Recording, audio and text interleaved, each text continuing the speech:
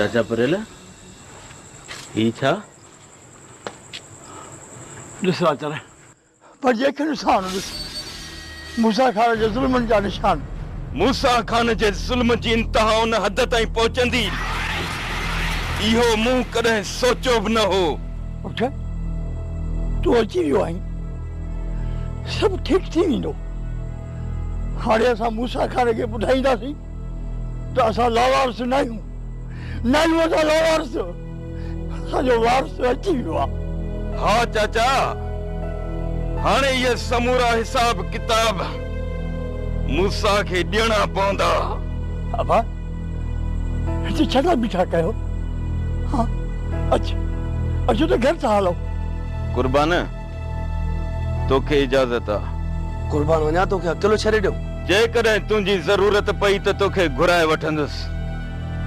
तूं मूंखां परे नाही कुर्बान।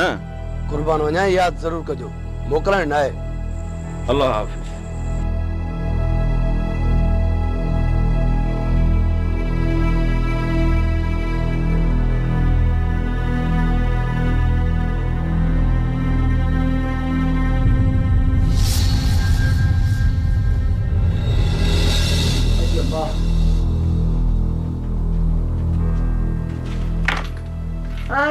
यहाँ से मोए खगे जो है कहीं हाल कहीं हुआ खैरा जिसरे देखा हो जे बा तू ही बुधा ये चाचुस चाची मूसा जे ज़ुल्म जा निशान अथस। अबा चगो थियो जो आए अबा असा के यो मेरू मारे दे त को मुल्क ठरे जहे दी खां ने मेरू हिन गोठ में पैर पातो आ मिस्किनन जो जीण हराम करे छडियो थई हे हिन सा पहरियो चक्कर ना है थियो हिक न बे दी असा जे मथो इने मेरू जो मोचड़ो पियो तो वसे खैरा जे सिर दे खैर हुजे जैसी तई हे कह न कह के पादर न था हणन हिनन जे हथन जी खास न थी लहे पई।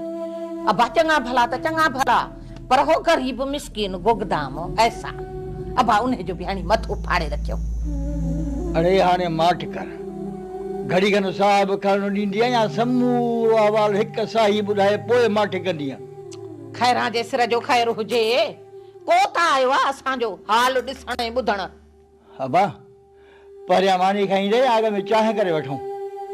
चाचा फिलहाल का बि तकलीफ़ न कजो मां जंहिं मक़सद लाइ आयो हां उहो हल थी वञे।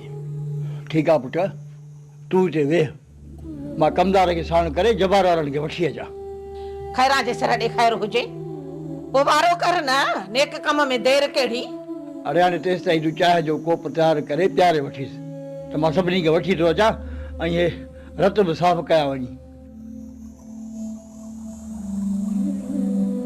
चाची फिलहाल वेह चांहि जी ज़रूरत नाहे। अब हिते त इहो मोह मिरूं बाहि बारी वेठो आ मर्द त मर्द पर औरतुनि जी बि इज़त कोन थो करे पियो। ॿ टे दफ़ा त मुंहिंजे मथां हथ उलारिया अथई अब मुंहिंजो त ख़ैर आहे पर हावेलीअ में जीजाउनि जे मथां बि बाहि बारियूं वेठो आहे मिल्कियत जे लाइ मोह अचे छितो थियो आहे।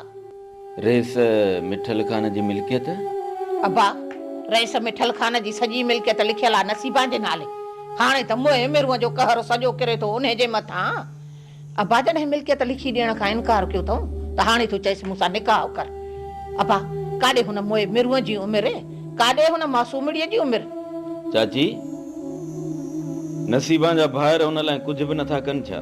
खैरा जे सिर ॾे खैर हुजे जे इन्हनि में का थूम हुजे हा न त मूं वारो पोढ़ो ऐं कमदार तुंहिंजे दर धिका खाइण ई कोन अचनि हा पर अबा हुननि खे न अकुल न मौत जेको बि मथे ते हथ रखी पूछर थो ॾे न त बसि सम्झनि था इन खां वधीक असांजो को सॼण ई कोन्हे को। हाणे अबा अलाह तोखे आंदी